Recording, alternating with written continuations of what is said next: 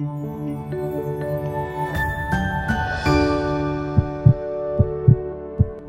and welcome everybody to the Houston Real Estate Talk with myself, Kariliz Perez, and today with Catalina Yturralde. Welcome, Catalina. Thank you, Kariliz. How are you today? Good, good.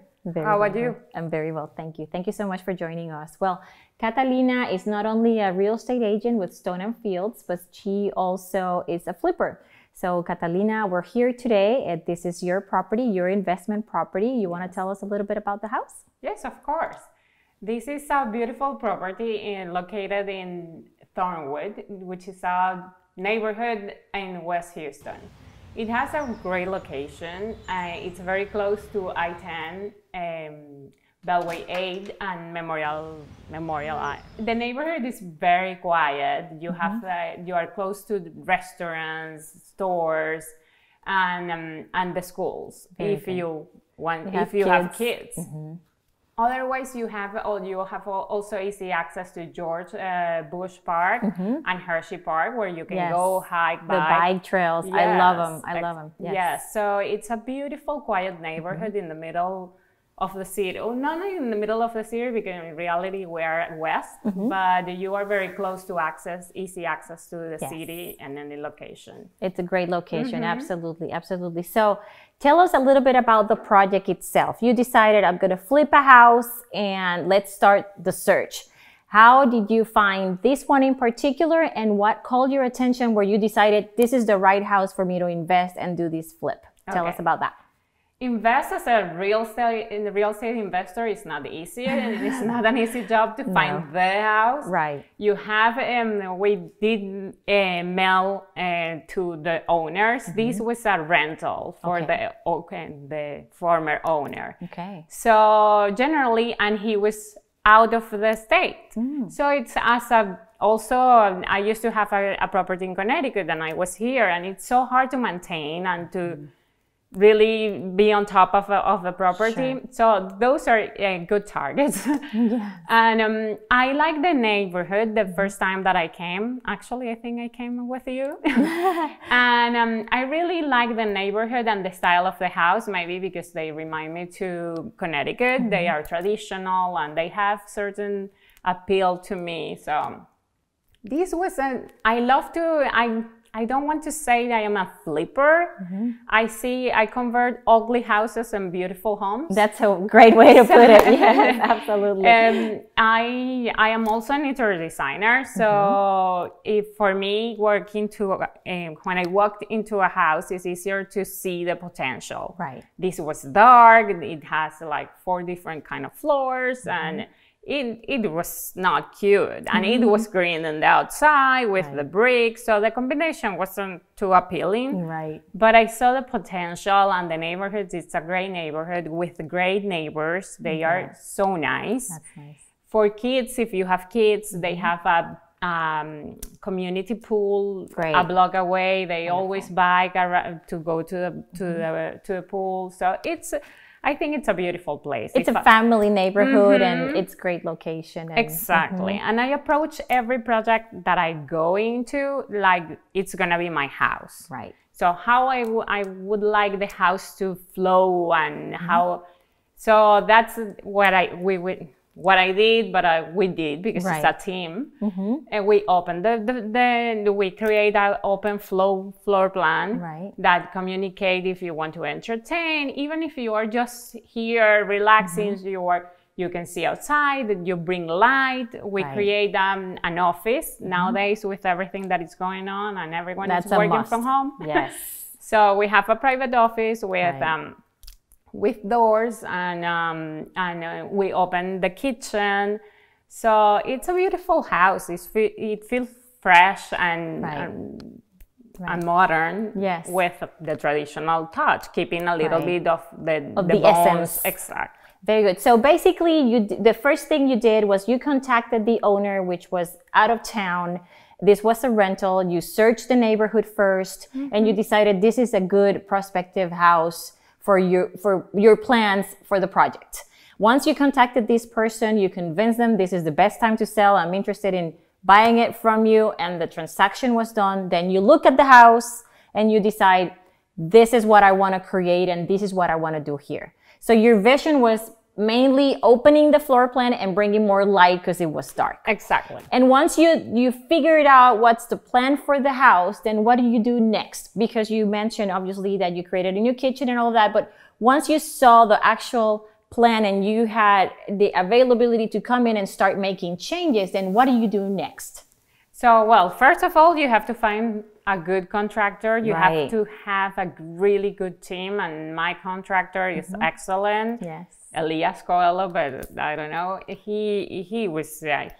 I had the vision, and he knew how to follow everything through. Wonderful. So contractor is key. It's key. Because that person needs to understand your vision. Exactly. For the house, for the project. Of course, I do floor plans and everything, but still, you have to have an excellent communication with your team. Yes. Otherwise, things won't flow. Right. Gotcha. And of course, you have to have an electrician, a plumber, but the contractor will take care of that part. But also, you have to be on top of that. Right. On top of everything, you have to be present. They all need to understand what you are envisioning. Right. Because everyone is going to give you an opinion. Yes. Oh, I don't think this will fit here. And you have to be really confident that that's what you want. Right. Because if you start listening, you go crazy. Yeah.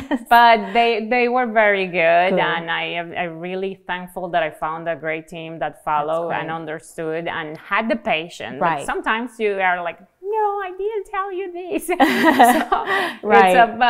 But they were very good. Good. So once you find a contractor and you can communicate your vision and this person understands what you want to do, then the next step would be getting permits.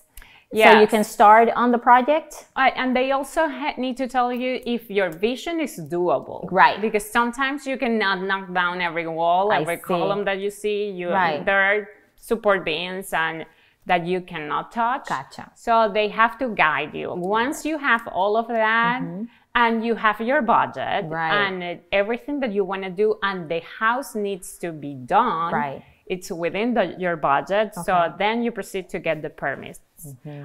Sometimes some contractors say, no, don't do it. Don't get the permits because everything is inside.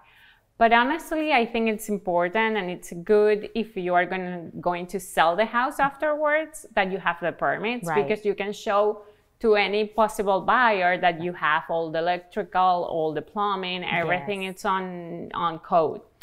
That's really important. That's really and important. These days, especially in this price point that we haven't talked about that just yet, but in this price point and type of house, people do want to know that everything was done according to plan with the permitting, with the city of Houston and so on. So that's wonderful. I'm glad that you bring that up because most of us do care about that, right? Especially when we're investing over $500,000, $600,000 in a house. It's an investment. Yes. And any house is an investment. It's the biggest investment that any buyer is going to make. So you want to make sure that your family or you are safe in that house. So you have to be on code with the electrical and on code with the plumbing.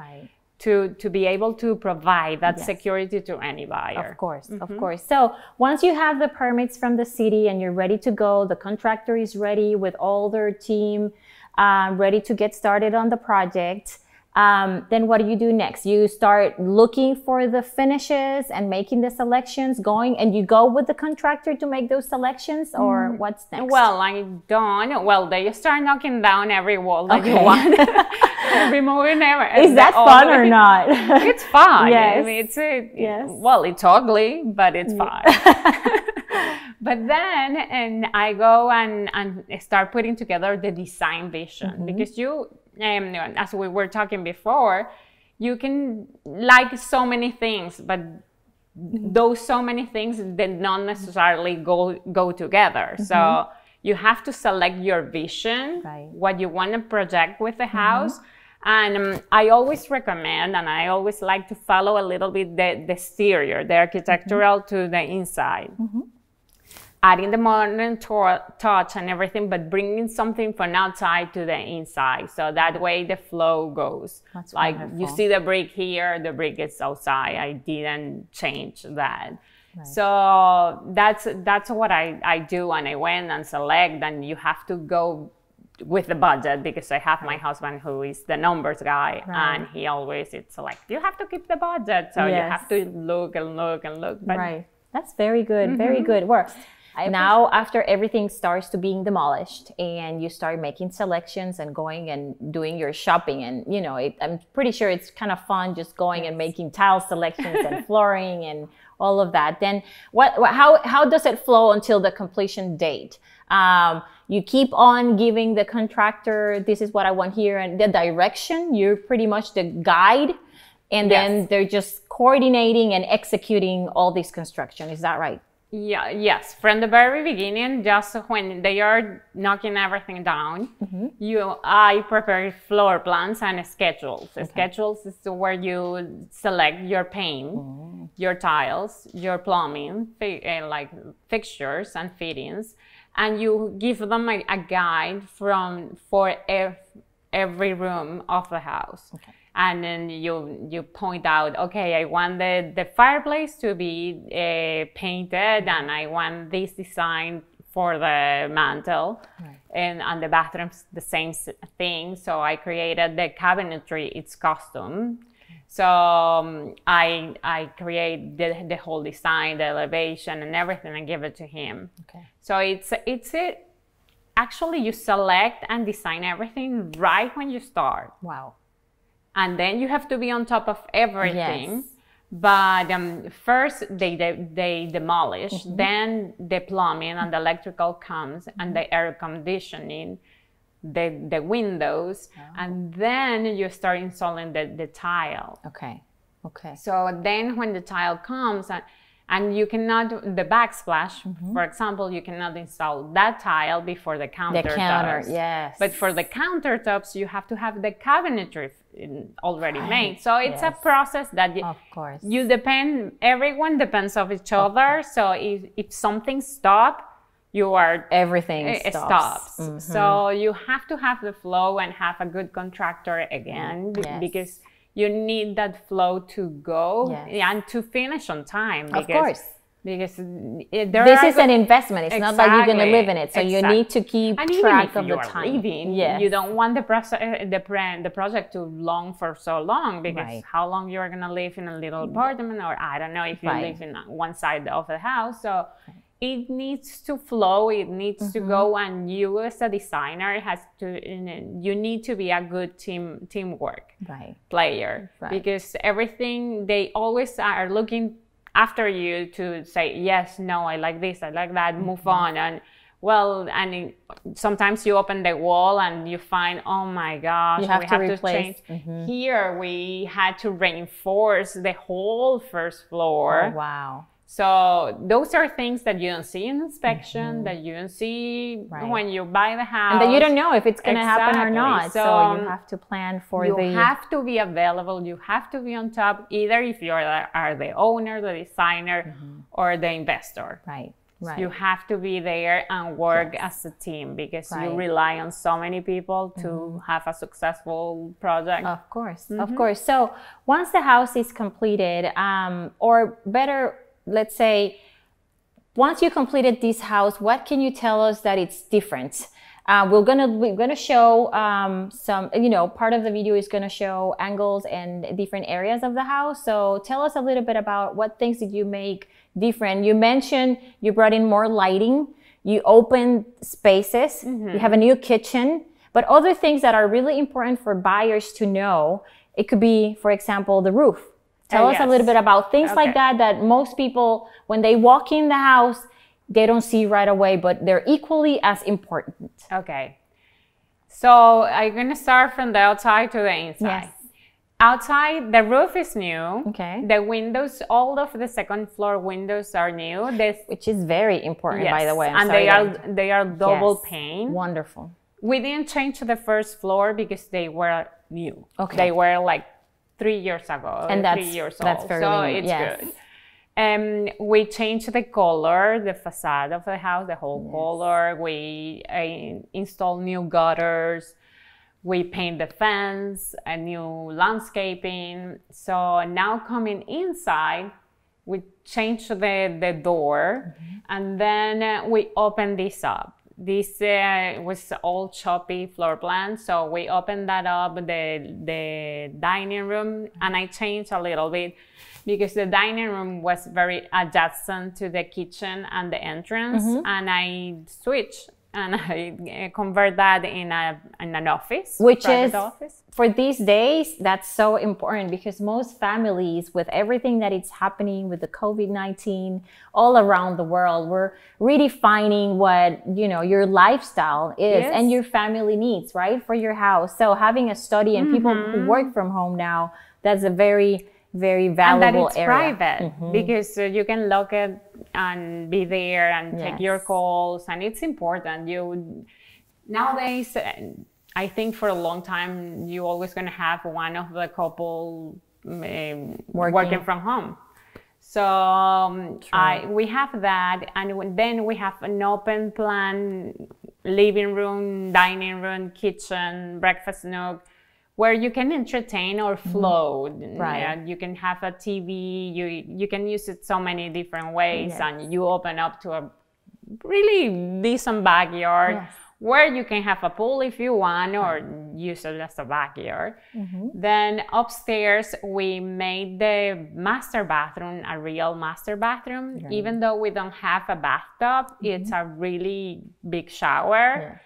And then the other bathroom, it was a complete renovation. I played with the same space, but I made it more functional and beautiful. Yes, for sure. I saw it. Wait until you see it. And I also redesigned the closets with functionality, the way we can use a closet nowadays. So I hope you like it and enjoy it. Thank you. Thank you, Catalina. Actually, I saw the house. It's beautiful. Hopefully, everybody will love it as much as I do and bring a buyer. Exactly. Right? Many buyers. Yes. Tell me where people can call you to get more information about the house. You can call me to 203-570-7149 or email me at catalina.yturralde@gmail.com. Well, my last name is R. It's Yturralde. Wonderful. Thank you, Catalina. And we'll appreciate everybody. We keep, to follow us on all our platforms and follow Stone and Fields. Thank you very much. Thank you. Have a good one. Have a good day. Thank you for having me again. Thank you, Cata. Have a good one.